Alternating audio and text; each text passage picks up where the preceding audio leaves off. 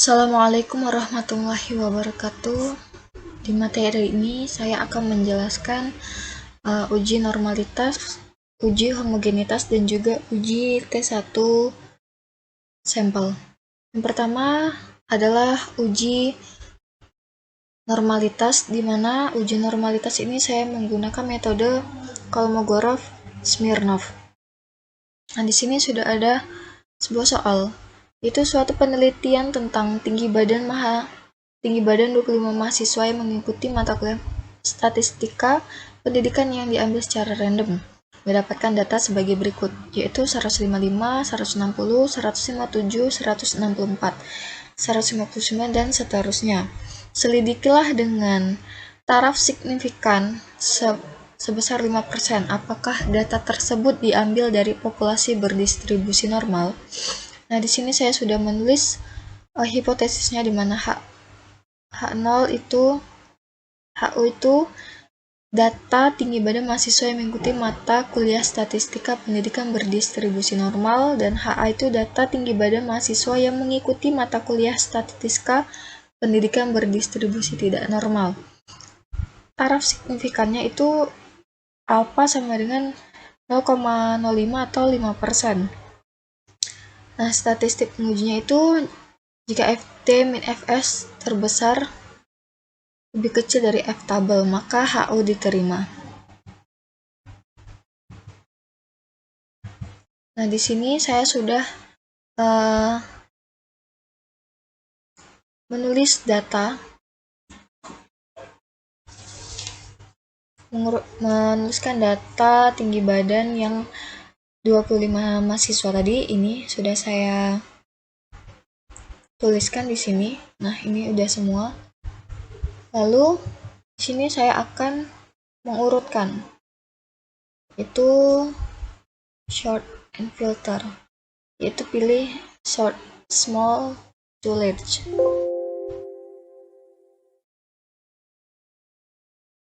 Nah, ini datanya sudah diurutkan.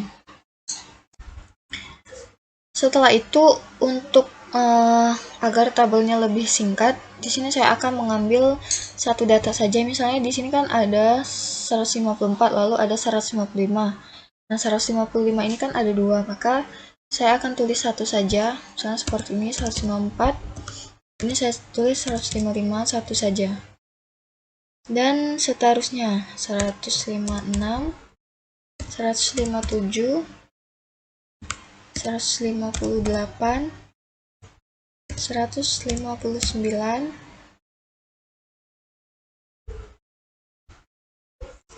160, 162, 163, 164, 165, 166, 167, 170,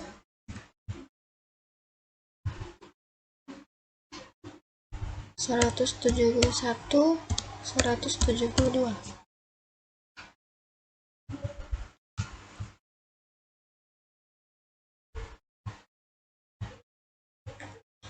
Nah, setelah itu sini akan saya buat tabel. Nah, seperti ini. Ini akan saya beri warna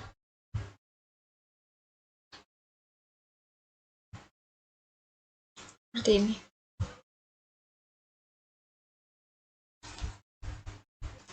Nah, setelah itu kita akan menentukan FI atau frekuensi dari masing-masing data ini. Dimana 154 kan ada 1, 152 ada 2. Nah, kita akan menentukan frekuensinya. Caranya itu count if, kita blok nilai X ini semuanya. Lalu titik koma, kriterianya itu 154. Lalu kita drag ke bawah. Nah, ini udah dapet frekuensinya. Setelah itu kita akan mencari Fkum atau frekuensi kumulatifnya. Sebelum ke frekuensi kumulatif, kita akan melihat apakah data ini tadi benar sesuai jumlah, yaitu jumlah 25 siswa. Caranya dengan sum. Ini kita tarik. Nah, ini benar ya. Nilainya itu 25. Lalu di sini kita tulis ini adalah N.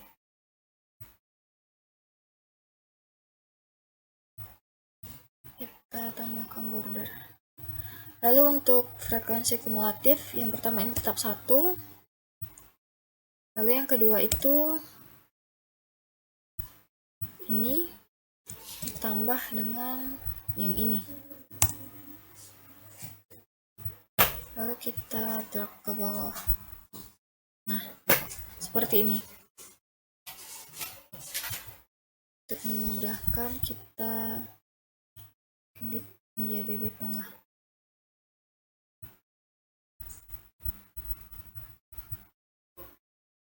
Baiklah, selanjutnya kita akan mencari nilai Fs. Itu rumusnya Fkum dibagi dengan N. Maka ini kita klik sama dengan Fkum dibagi. Di sini kita akan mengunci cara menambahkan simbol dolar. Kita klik C. Nah, nilai 25 ini terletak pada C20. Kita berikan lagi tombol dolar. Lalu kita tulis 20. Kita klik enter. Nah, ini gunanya kita mengunci agar data nilai N ini tidak berubah, sehingga nanti pada saat kita drag ke bawah ini nilainya untuk N-nya itu sama, yaitu 25. Selanjutnya itu mencari nilai Z, di mana nilai Z itu rumusnya XI dikurang X bar dibagi S, di mana S itu adalah simpangan baku. Nah, ini kita beri warna.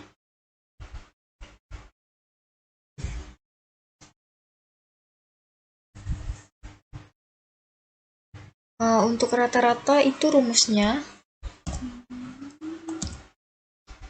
average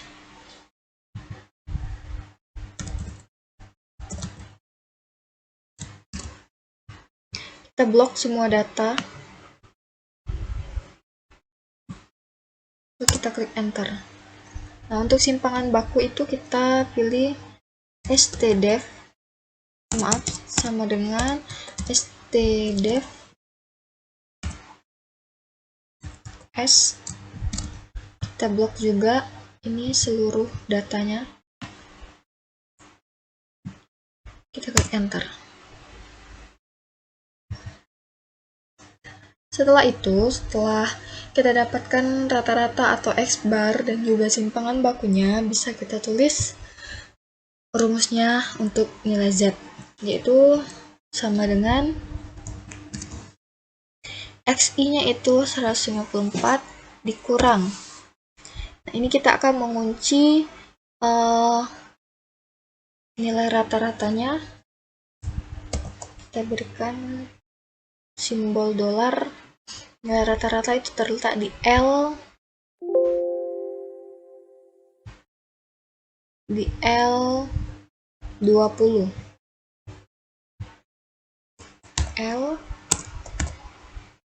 kita beri simbol dolar lagi, kita klik 20. Lalu dibagi dengan simpangan baku. Nah, simpangan baku itu pada terletak di L21. Ini kita kunci juga supaya datanya tidak berubah saat kita drag and down ke bawah. L21. Nah, ini sudah kita dapat, lalu kita tarik ke bawah. Nah, ini sudah dapat semua nilai dari. Setelah mencari nilai Z, lalu kita akan mencari nilai FT-nya dengan rumus non-list. Caranya itu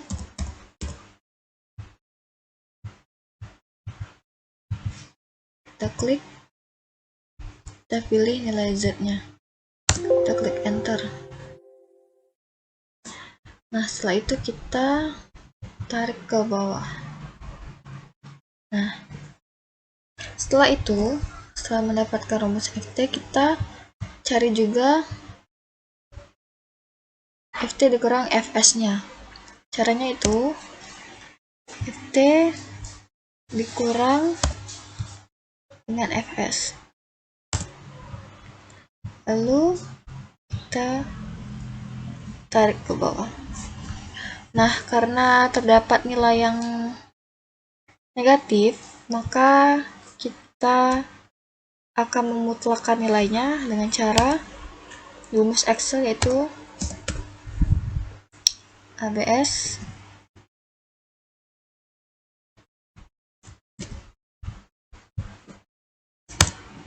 lalu kita tarik ke bawah juga. Nah, ini nilainya sudah positif semua. Nah, setelah kita mendapatkan semua data, kita akan mencari D, yaitu nilai mutlak FT dikurang Fs yang terbesar. Caranya dengan rumus Excel, yaitu max. Kita blok semua data, lalu klik enter. Nah, maka didapat nilai 0,134. Lalu untuk mencarikannya, itu kita dengan cara melihat tabel Kolmogorov-Smirnov. Tadi nilai taraf signifikannya itu 0,05 dan jumlah n-nya itu adalah 25, maka nilainya itu k-nya itu adalah 0,264. 0,264. Nah, untuk menentukan apakah itu berdistribusi normal atau tidak normal adalah dengan apabila nilai D ini lebih kecil dari nilai K. Nah, nilai D itu adalah 0,1342. Nah, ternyata nilai D itu lebih kecil dari nilai K karena nilai K bernilai 0,264. Maka kita tulis lebih kecil dari nilai K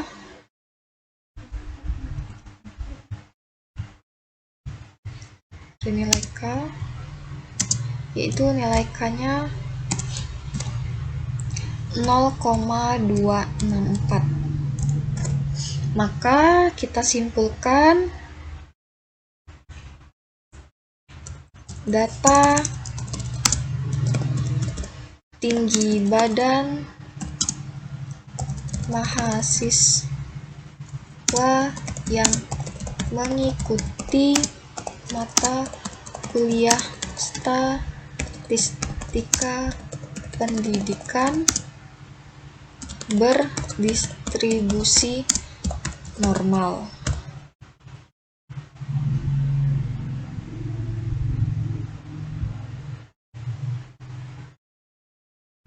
Kita beri warna hijau. Nah, inilah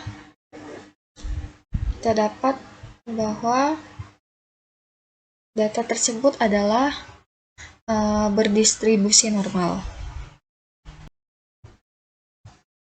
Baiklah, melanjutkan materi uji normalitas. Sekarang kita akan melakukan uji homogenitas. Di sini saya tetap mengambil data tinggi badan 25 mahasiswa yang mengikuti mata kuliah statistika pendidikan, namun saya tambahkan juga dengan berat badan 25 mahasiswanya.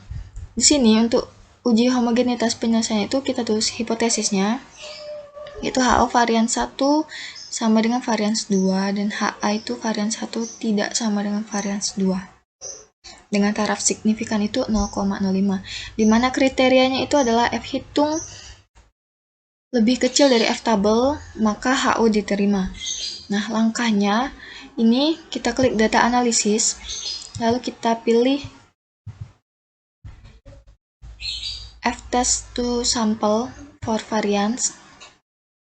Nah, ini kita untuk varian 1 itu kita pilih yang tinggi badan. Ini kita blok sampai ke data 25. Lalu untuk varian 2-nya itu, variabel 2-nya itu kita blok yang data berat badan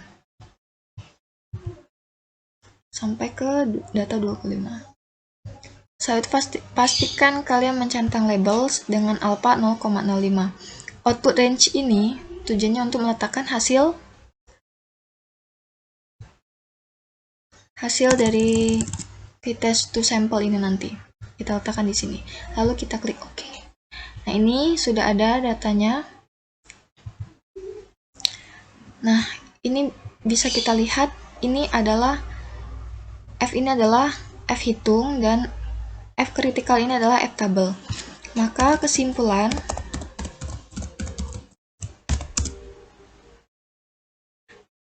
F hitung, nah ini kita warnai dulu.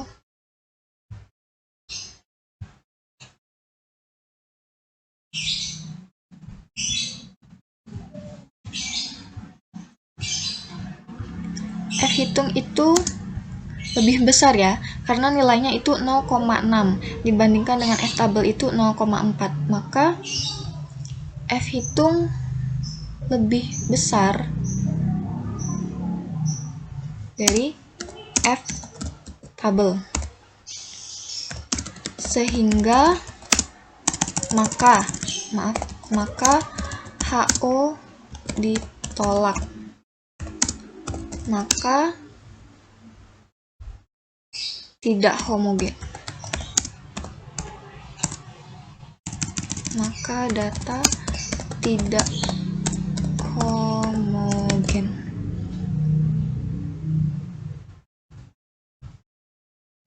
Kita beri warna. Nah, karena nilai F hitung itu lebih besar dari F table, maka HO-nya ditolak, maka data tidak homogen. Maka kedua varian tidak homogen.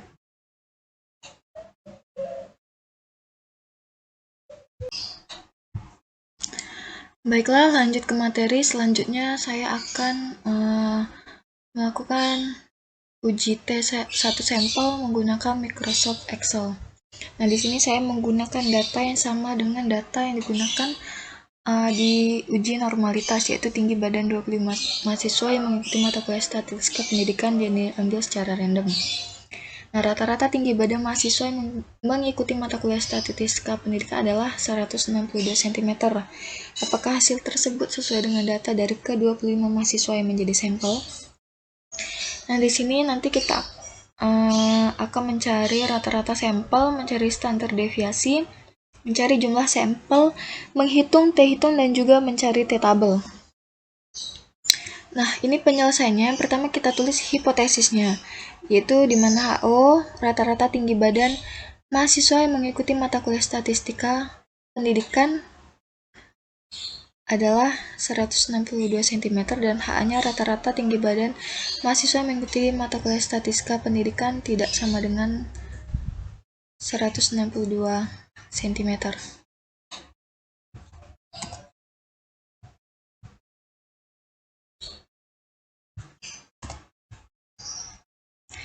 Nah, lalu ini kita tulis mu-nya sama dengan 162 dan yang HA mu-nya tidak sama dengan 162. Selanjutnya itu ada taraf signifikannya itu 0,05 sama seperti uji normalitas. Taraf signifikannya itu ada 0,05. Memperkenalkan Google. Selanjutnya kita akan mencari rata-rata, yaitu rata-rata dari data tinggi badan 25 mahasiswa.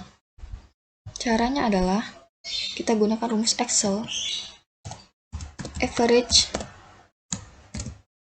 Nah, ini kita blok semua data tinggi badannya. Kita klik enter.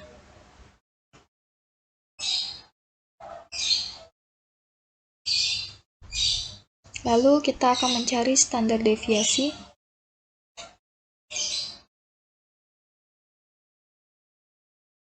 standar deviasi itu rumusnya dengan menggunakan Excel.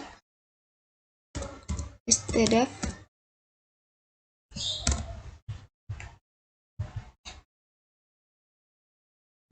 yaitu kita blok semua, kita klik enter. Yang selanjutnya itu mencari N. Rumusnya itu adalah dengan rumus Excel count ini sama, kita blok semua nilai, kita enter. Nah, untuk T hitung di sini saya sudah ada rumus untuk T hitungnya. Rumus T hitungnya yaitu X bar dikurang mu 0 mu O per S dibagi dengan akar dari N. Nah, ini kita hitung T hitungnya dengan rumus Excel. Kita buka kurung, X bar kurang mu O nya itu yang ini 162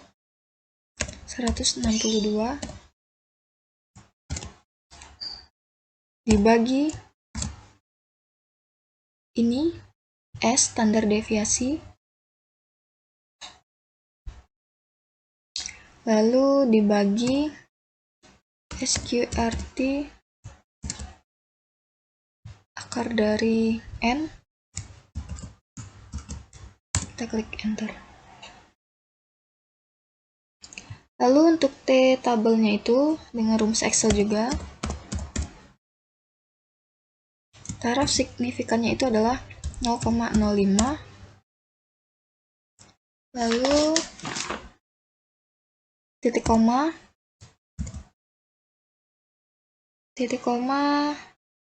N dikurang 1. Kita klik enter. Nah, ini udah dapat. Setelah kita dapat, yaitu T hitungnya 0,11238 dan T tabelnya itu 2,063899. Maka bisa kita simpulkan bahwa T hitung itu lebih kecil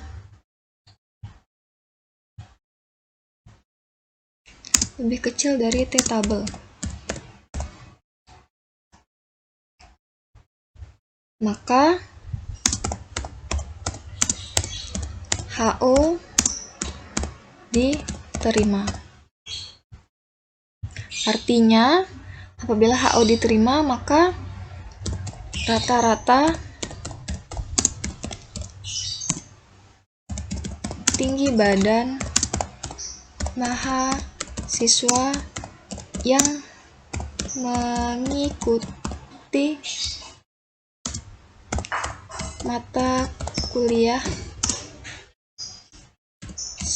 statistika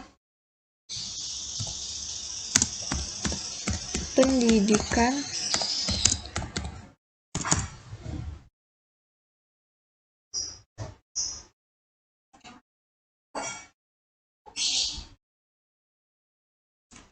sama dengan 162 cm.